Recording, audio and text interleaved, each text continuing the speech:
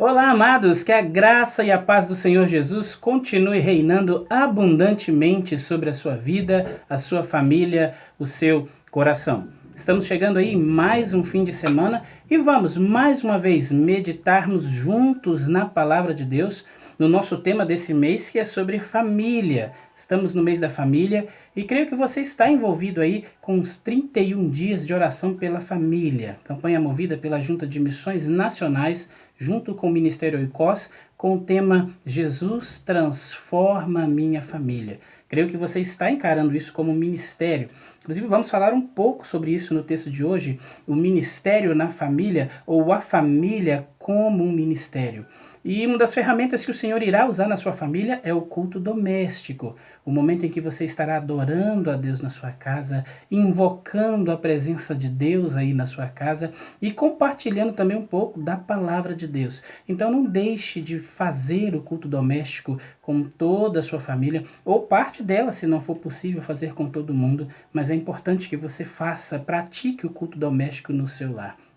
Uma outra coisa importante que você precisa fazer é ter o seu momento a sós com Deus. É diferente do culto doméstico. Agora é um momento individual, é um momento particular. Quando você busca Deus em particular e lança sobre Ele as suas ansiedades particulares e o Senhor fala a você de uma forma especial, de uma forma particular. Então não deixe de praticar essas coisas. Uma outra informação importante, antes de entrarmos no nosso texto, é sobre missões mundiais. Não deixe de separar a sua oferta, informe aos tesoureiros e eles estarão indo buscar a oferta aí. E na semana que vem, se o Senhor nos permitir, estaremos enviando a nossa oferta de missões mundiais aos nossos missionários lá no campo. Nosso texto de hoje é Lucas, no capítulo 8, e nós vamos ler a partir do verso 35, que diz assim: E saíram a ver o que tinha acontecido e vieram ter com Jesus.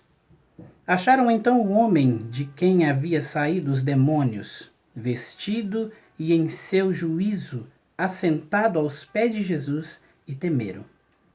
E os que tinham visto contaram-lhes também como fora salvo aquele endemoniado. E toda a multidão da terra dos Gadarenos ao redor lhe rogou que se retirasse deles, porque estavam possuídos de grande temor. E entrando ele no barco, voltou. E aquele homem de quem havia saído os demônios rogou-lhe que o deixasse estar com ele. Mas Jesus o despediu, dizendo: Torna para a tua casa e conta quão grandes coisas te fez Deus. E ele foi, apregoando por toda a cidade quão grandes coisas Jesus lhe tinha feito. Nós sabemos pela palavra de Deus que o diabo veio para roubar, matar e destruir. E todos os sinais destas coisas nós temos visto acontecer dentro das famílias no nosso tempo. Satanás já tem conseguido roubar a paz, tem conseguido destruir a confiança, tem conseguido matar a esperança, tem roubado a tranquilidade, tem tirado o companheirismo. Muitos desses sinais, destas coisas estão acontecendo em muitas das famílias que estão nas igrejas e fora das igrejas, e muitas dessas famílias têm se dissolvido, destruído por causa dessas ações do inimigo dentro do lar. Esse texto que nós lemos nos mostra claramente os sinais dessas ações do inimigo na vida desse homem conhecido como o endemoniado gadareno. Mateus, Marcos e Lucas narram a história desse homem e cada um deles narra com uma peculiaridade, dando destaque a uma coisa em particular. No livro de Mateus, o destaque nessa história é que esse homem vivia nos túmulos. Símbolo de morte, lugar de morte. Satanás estava matando aquele homem aos poucos e o lugar que aquele homem estava vivendo era um lugar de morte. O diabo veio para matar. O livro de Marcos já enfatiza que aquele homem não podia ser detido. Ele era preso, aprisionado, amarrado, mas ele quebrava aquilo que o amarrava, ele quebrava os locais onde ele estava, ou seja, Satanás já havia lhe roubado a sanidade. Já havia roubado a paz, o perfeito juízo. Ele não estava mais em perfeito juízo. É outra coisa que Satanás veio fazer, veio roubar. Muitas coisas em muitas famílias já foram roubadas e não são objetos. Estou falando de confiança, de paciência, de amor. E uma terceira coisa, o livro de Lucas que nós lemos, os versículos anteriores, você vai ver Lucas destacando que esse homem vivia nu. Ou seja, sinais da destruição moral daquele homem. Muitas famílias já perderam a moral na casa. Muitos pais não têm mais a moral para corrigirem os seus filhos, para ensinarem os seus filhos, pois eles já estão destruídos, às vezes pelos vícios, às vezes pelas atitudes que tomam. Muitos filhos também já se destruíram. Satanás veio fazer essas coisas. E todas essas três coisas, roubar, matar e destruir, podiam ser identificadas na vida desse homem. Eu não quero literalmente trabalhar a história, o acontecimento com esse homem durante esse período, o que Jesus fez, mas o que aconteceu após Jesus libertar esse homem. Os demônios dele foram expulsos, entraram nos porcos, precipitaram-se no mar. E essa é uma história que o irmão pode ler depois e meditar mais profundamente nela, nessa parte. Mas eu quero pegar agora, depois que Jesus liberta esse homem. O texto diz que as pessoas vieram e acharam o homem em quem habitava aqueles demônios vestido, lembre-se que ele vivia nu, e em perfeito juízo, sentado aos pés de Jesus. Ele estava calmo agora. São sinais daquilo que Cristo efetua quando Deus entra na vida de um homem ou quando Deus entra numa família. Nós podemos perceber aqui a mudança nas emoções daquele homem.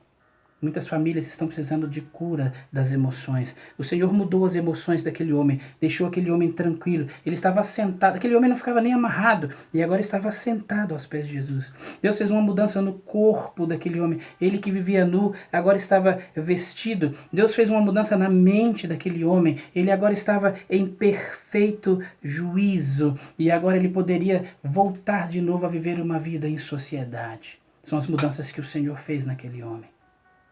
Pois bem, Jesus muda aquele homem e as pessoas pedem para Jesus ir embora porque ficaram apavoradas com aquilo que tinha acontecido, com o que tinha acontecido também com os porcos. E Jesus então volta, entra no barco para ir embora. E esse homem vem correndo e quer ir embora com Jesus.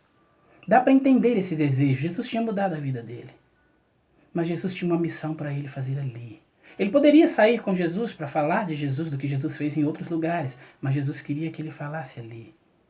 Eu fico lembrando das nossas campanhas missionárias. Não a visão que eu quero colocar é que às vezes nós achamos mais importante sairmos daqui e fazermos o evangelismo em uma outra cidade, e a outra cidade acha legal sair de lá e fazer o evangelismo aqui. E não há nada de errado em fazer isso, mas Jesus queria algo que começasse de onde ele estava.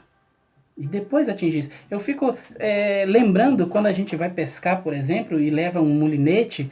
E é interessante que quando você chega na beira do rio, quem usa mulinete gosta de jogar o mulinete do outro lado do rio, porque parece que do lado de lá vai ser melhor a pesca. E quem chega do lado de lá do rio quer jogar o mulinete do lado de cá, porque parece que o lado de cá é melhor a pesca. E quem está aqui quer ir lá e quem está lá quer fazer aqui. Mas Jesus tinha uma missão para aquele homem naquele lugar. Por que naquele lugar? Porque começando na família daquele homem. Porque a família, a vizinhança, seriam as maiores testemunhas daquilo que tinha acontecido com aquele homem. Eles conheciam aquele homem, sabiam quem ele era, sabiam o que ele fazia, sabiam como ele vivia. Então eles seriam as maiores testemunhas daquilo que Jesus tinha feito nele. Por isso Jesus disse, fica aqui, volta para sua casa. Lembra que ele não vivia em casa, ele vivia nos túmulos. O relacionamento em casa não era possível do jeito que ele estava. E em muitas famílias, o relacionamento dentro de casa está quase impossível. Mas Jesus chega e opera uma mudança. E Jesus falou com esse homem, volta para sua casa. Não era possível você se relacionar lá, mas agora é. Volta para casa. E conta quão grandes coisas o Senhor fez. Mais do que contar, aquela família agora poderia ver. Mais do que o que ele dissesse, aquela família, aquela cidade poderia ver. o que Jesus tinha feito nele. Mais do que aquilo que você vai dizer na sua casa. As pessoas vão prestar atenção naquilo que você se tornou quando você colocou a sua vida e a sua família nas mãos de Jesus. O seu testemunho vai ser maior do que as suas palavras. Esse é o nosso maior ministério. Começar pelos que são da nossa casa. Ministério não é servir ao outro. Os dons não foram dados para servir. Toda vez que você serve alguém na sua casa, mesmo em coisas normais, como quando a esposa está passando uma camisa para o marido, ou quando o marido está fazendo a comida para a família, esquentando a janta, ou quando os filhos estão auxiliando no serviço doméstico, estamos servindo um ao outro, e isso é um ministério. O Senhor quer que iniciemos o ministério da anunciação e do testemunho da sua palavra da nossa casa para fora. Foi o que o Senhor disse aos discípulos: ficai aqui até que vocês sejam revestidos do alto, e então vocês vão me ser testemunhas, começando aqui onde vocês estão, em Jerusalém, depois em toda a Judéia, que era o estado, vamos dizer assim, Samaria, que era a região vizinha, e até os confins da terra. Nosso ministério começa em casa. Nosso testemunho começa em casa. O nosso compartilhar a palavra de Deus começa em casa. Mas para falar em casa, nós temos que ter a vida modificada, porque as pessoas da nossa casa nos conhecem. As pessoas da nossa casa sabem o nosso temperamento, como nós falamos em casa, se somos mansos ou se xingamos por qualquer coisa, se meditamos e oramos na palavra de Deus ou se nem ligamos para isso. Eles sabem qual a importância nós damos ao reino de Deus. Por isso Deus quer começar a transformação em nós. A transformação que vai começar a nossa família precisa começar em nós. Deus vai mudar a nossa vida. E vai começar a mudar a nossa família, porque o nosso testemunho vai começar a mudar aqui. E depois nós vamos atingir outros lugares. Eu consigo até disfarçar indo evangelizar numa outra cidade, mas não consigo disfarçar evangelizando dentro da minha casa. Deus quer que sejamos autênticos. E quando formos autênticos, a transformação vai começar dentro do nosso lar.